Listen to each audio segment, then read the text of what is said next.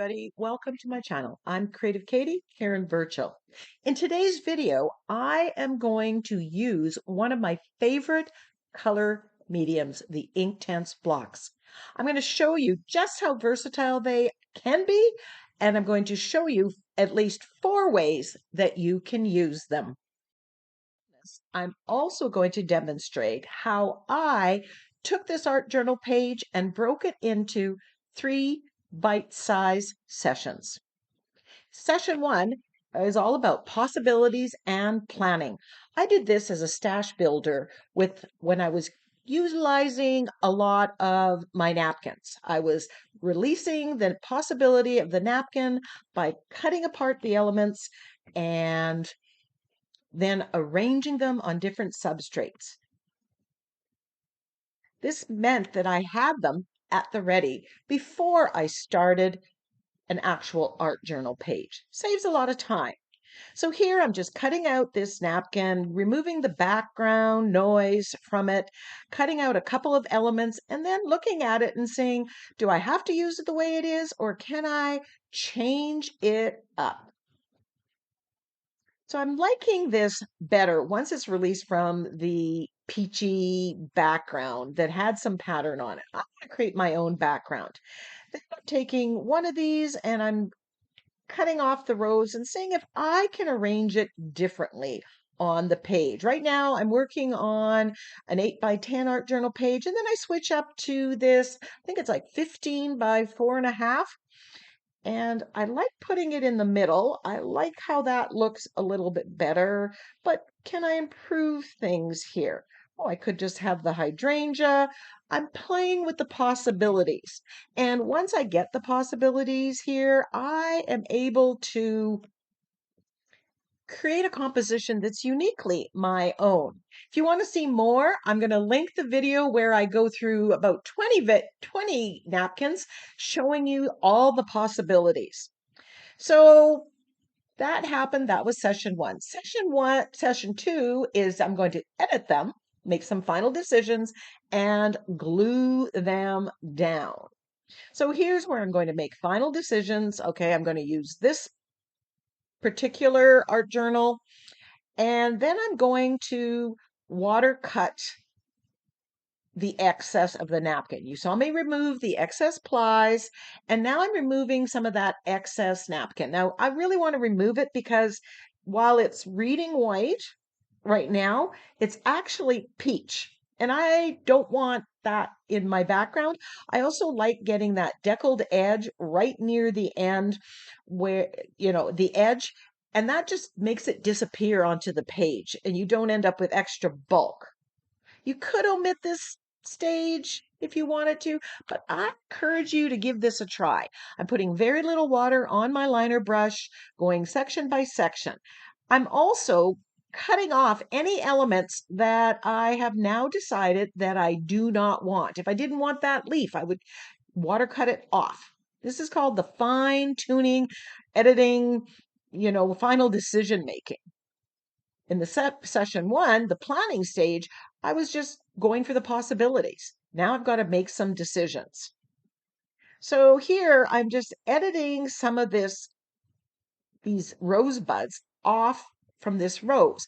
I want to add that second rose on there, but I don't want it to be matchy-matchy. It's identical to the one that's attached to the hydrangea. This way, I've just kind of removed it. I can slant it at a different angle, and it looks different. Then I can put this rosebud somewhere else, and I've changed the composition. Once I'm happy with what I have, I am going to glue this down on my gessoed surface. That composition, it's a half-size composition book. I'm going to there is a coat of gesso on it, and they have been glued together. And I'm just using the fluid matte medium and putting a coat underneath and on top to seal it. I know that I'm planning on colorizing or overpainting on this napkin. I'm not exactly happy with that peach color. I want to change that up, and I don't want the color that I use, the color medium I use, to wick on the napkin, so I'm sealing it with a coat of the fluid matte medium. And final decision about where that rose is going to go. I be the artist, and I'm gluing it down. The colors did brighten a little bit once you glue them down, as sometimes happens with the napkins.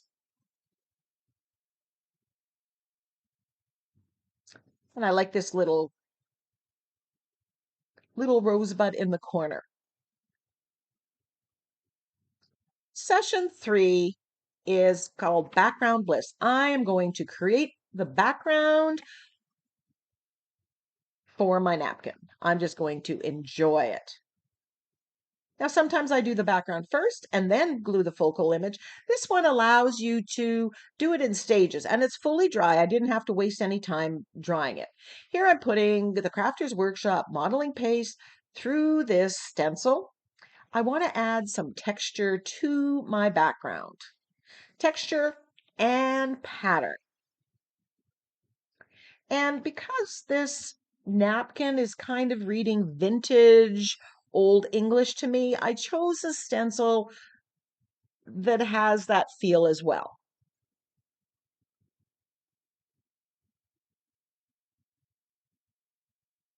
So I'm putting that on. Now this is going to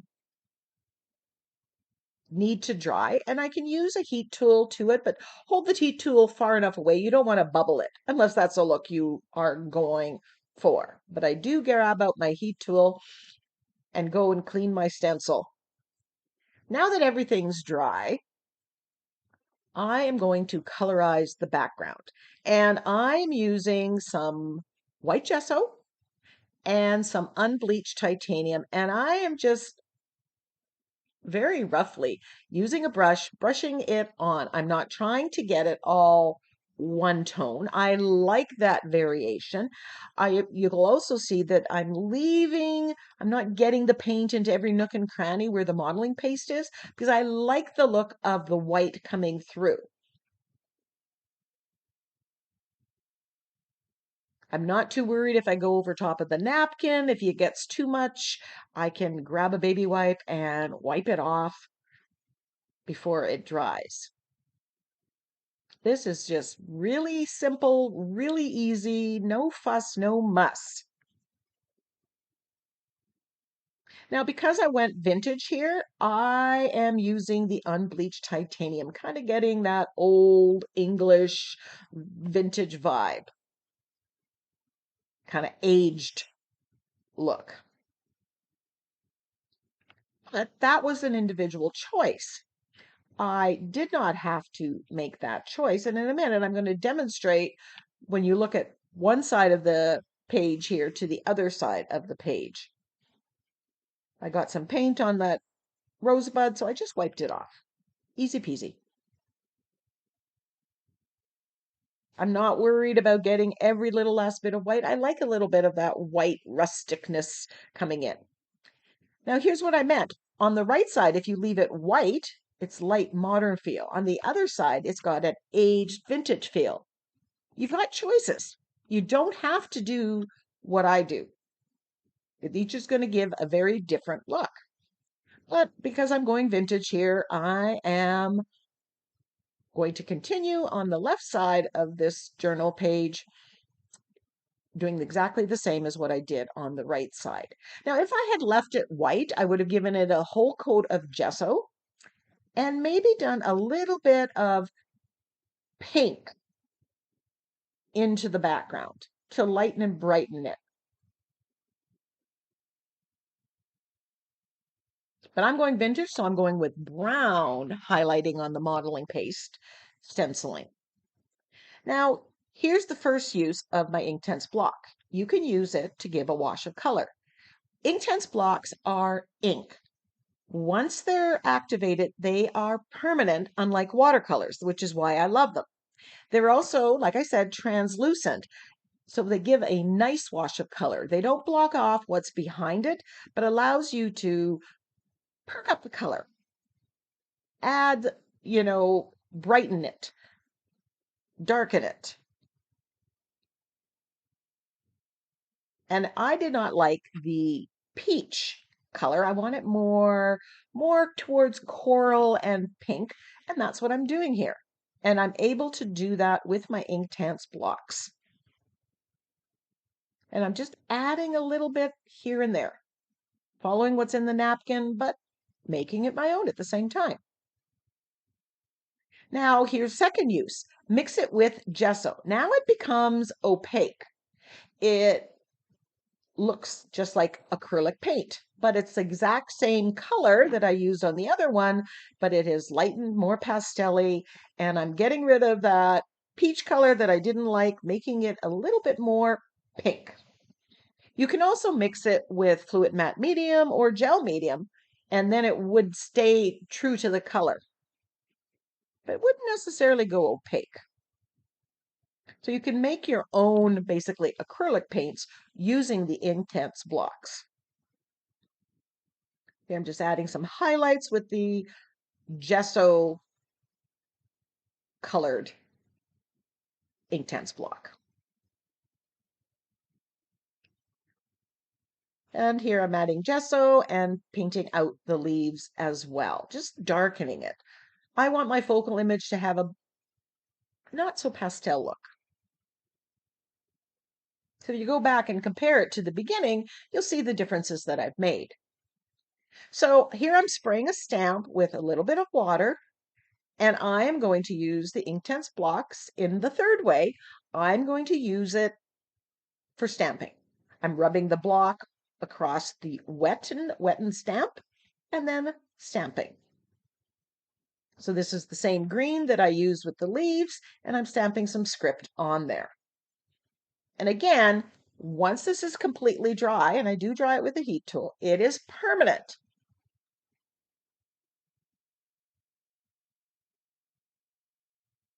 But using this instead of paint gives it a little bit more of a watercolory look, vintage look. And I have all 72 colors or 36 colors of the Inktense block. Now, Inktense blocks are expensive, but I've had these blocks for 11 years. They last and last, so you do get your money's worth. And next to acrylic paints, they are my favorite color medium. Giving that a good dry before I use my Inktense block in the fourth way. I'm scribbling some down on the mat, wetting it up with water, and I'm going to use it to splatter. This color is exactly the color I used on the colorization of my focal image, and I'm just introducing some of that pink into the background in a very subtle way. So there are the 4 ways of using Inktense blocks.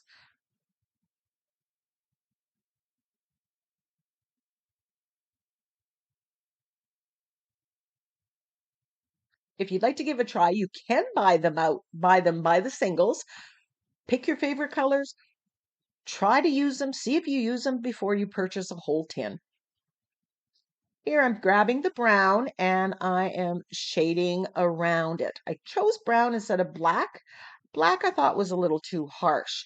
Now, if I had left the background white-ish, more white instead of going vintage, I may have used burgundy around the edge. Right? So if you change the background color, you may also change future color choices. Just work your way around the edge. This frames your page. And it adds that vintage type look. Putting a little bit of the brown on my focal image as well. And then I'm putting a little bit of that brown paint on my finger, the pad of my finger, and just rubbing it ever so light gently over top of the raised texture paint. This is just bringing out the pattern and texture.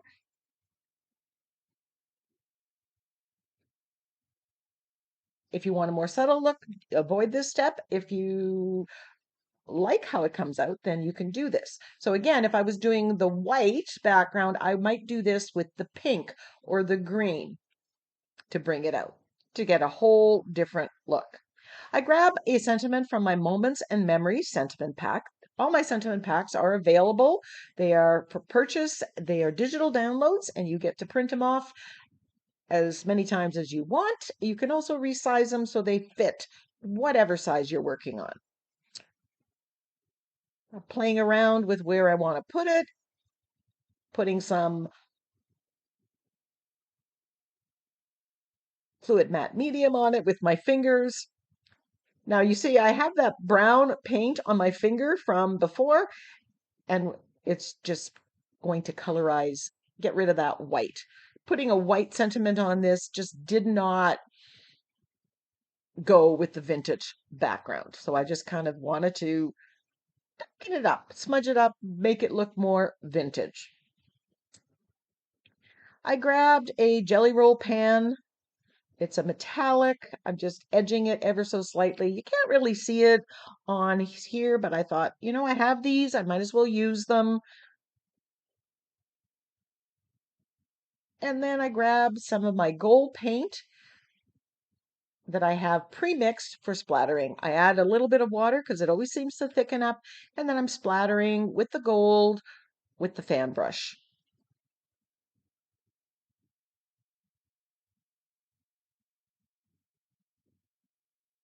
If you've enjoyed this video, give it a thumbs up, leave a comment, share my channel with your creative friends.